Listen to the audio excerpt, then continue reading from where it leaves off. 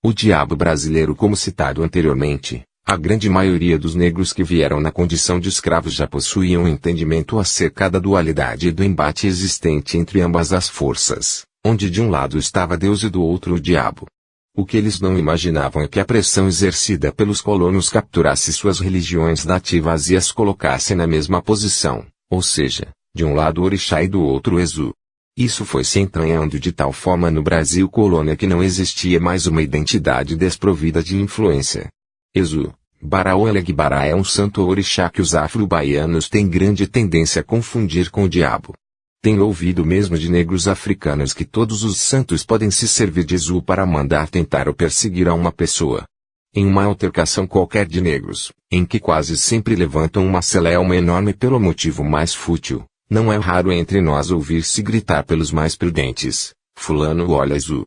Precisamente como diriam velhas beatas, olha a tentação do demônio. No entanto, sou levado a crer que esta identificação é apenas o produto de uma influência do ensino católico. Raimundo Nina Rodrigues, o animismo fetichista dos negros baianos, Rio de Janeiro, UFAS/Biblioteca Nacional, 2006. Em contrapartida, os índios, que tiveram enorme contato com a cultura cristita, também já haviam absorvido muitos conceitos. Como os cristãos europeus entendiam que a única fé verdadeira era no seu Deus e seus ídolos, tudo que fugia desse orbe era considerado maligno.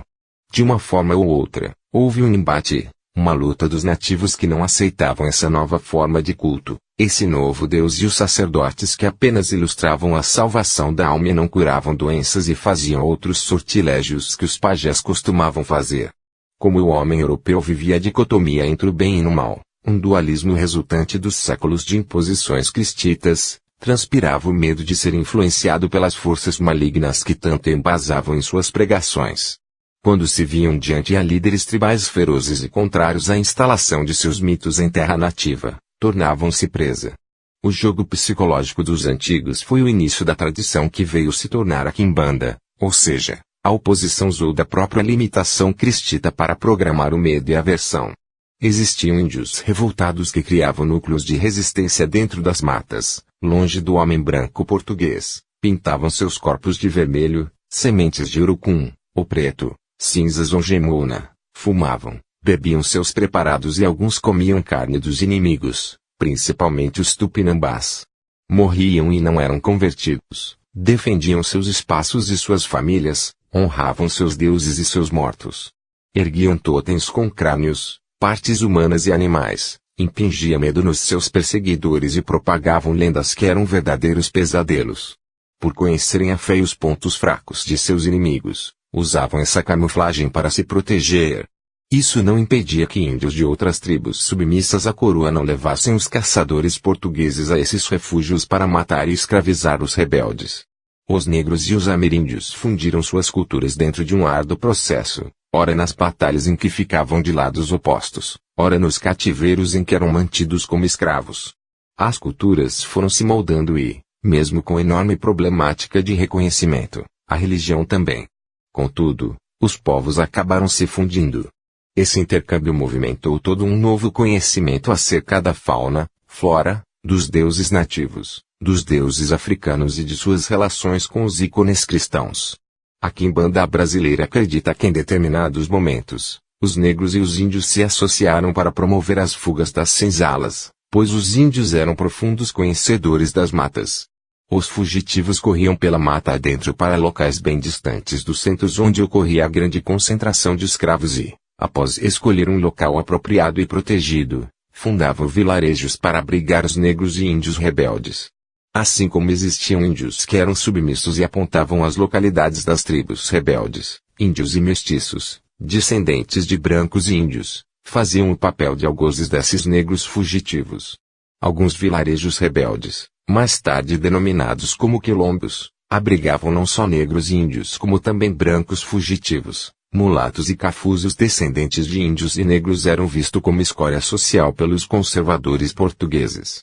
A religião, dantes podada por colonos e anteriormente pelos jesuítas, volta a existir, mas com algumas características novas herdadas do sincretismo motivado pelo intenso processo de fusão cultural, pois dentro de um mesmo espaço muitas vezes existiam descendentes de diversas nações.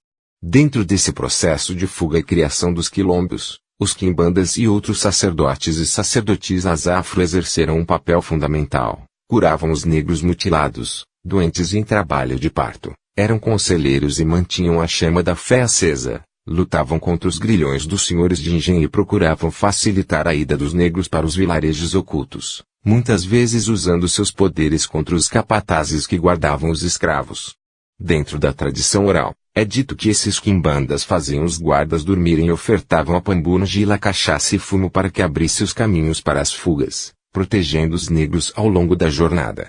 Certo é que todos os deuses africanos correlatos de E com acento grave Su passaram pelo mesmo processo de demonização. Entretanto, a figura de Abiu Ezu também foi fruto de outros sincretismos.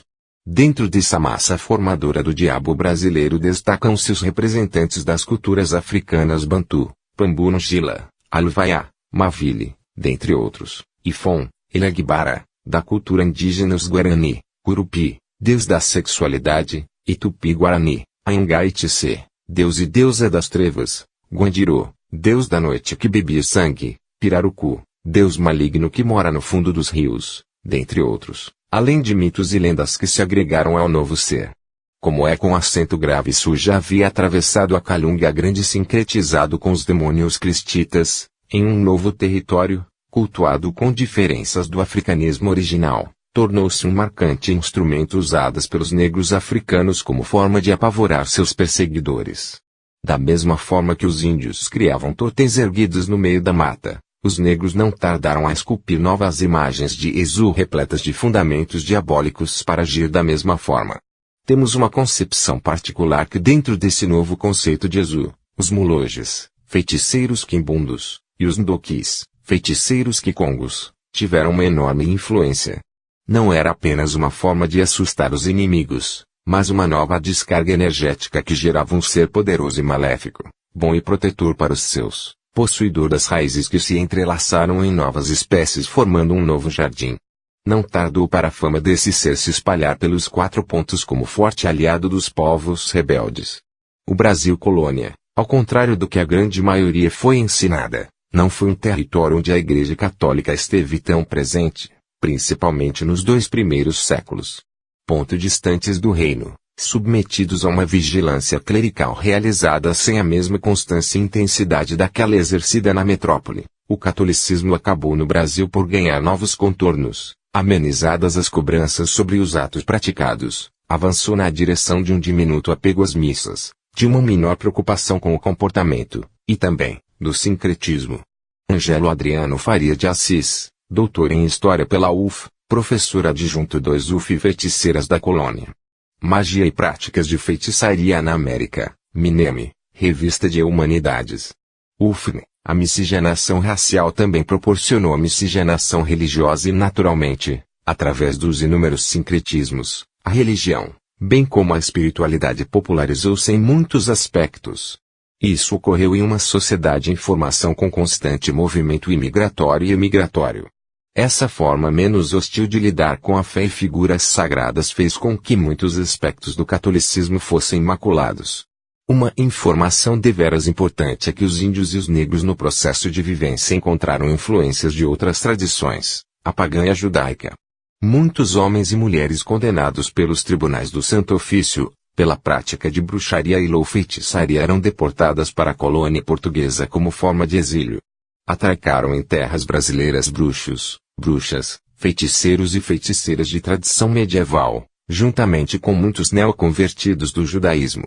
Muitos neoconversos judaizavam ocultamente e acabaram propagando sua religiosidade em terras coloniais. Esses fortes elementos foram colocados na panela de Ezu. As feiticeiras medievais muitas vezes eram adeptas de correntes que usavam a corrupção dos elementos católicos para a realização de seus intentos mágicos. Rezavam e praguejavam em nome da Cruz das Santas Almas, bem como faziam feitiços de amarração e fidelidade. Esses feitiços tornaram-se extremamente populares e requisitados, inclusive pelos senhores e senhoras abastados da sociedade em formação. As feiticeiras europeias tiveram grande contato com índios e negros. Isso fez com que todo esse conhecimento fosse mesclado e, a partir desse exato momento, Exu realmente recebesse o status de diabo com novo vigor. Filtros, mágicas, feitiçarias, simpatias, adivinhos, beberagens, poções, rezas e orações também se imputavam poderes milagrosos. Para o bem e para o mal, envolvendo acordos com Deus e o diabo. Não eram raros os oferecimentos e práticas mágicas para recuperar ou retirar a saúde de alguém, trazer riquezas, gerar ruína, amaldiçoar casais ou pessoas, conquistar e manter fiel o homem ou a mulher amada para toda a vida. Ângelo Adriano Faria de Assis, doutor em História pela UF, professor adjunto 2 UF e feiticeiras da colônia. Magia e práticas de feitiçaria na América, Minemi, Revista de Humanidades. UFN, o medo da ascensão dos neoconversos e os relatos das práticas pagãs, incluindo negros, índios e europeus, fizeram com que a metrópole enviasse ao Brasil colônia uma Leus Maleficarum e iniciasse um processo de limpeza. A partir desse ponto, toda e qualquer prática religiosa não compreendida pelos ditames católicos era tida como diabólica. Perseguidos durante muito tempo, há poucos documentos ou registros históricos sobre elas. E, entre esses, os mais frequentes são produzidos pelos órgãos ou instituições que combateram essas religiões e as apresentaram de forma preconceituosa ou pouco esclarecedora de suas reais características.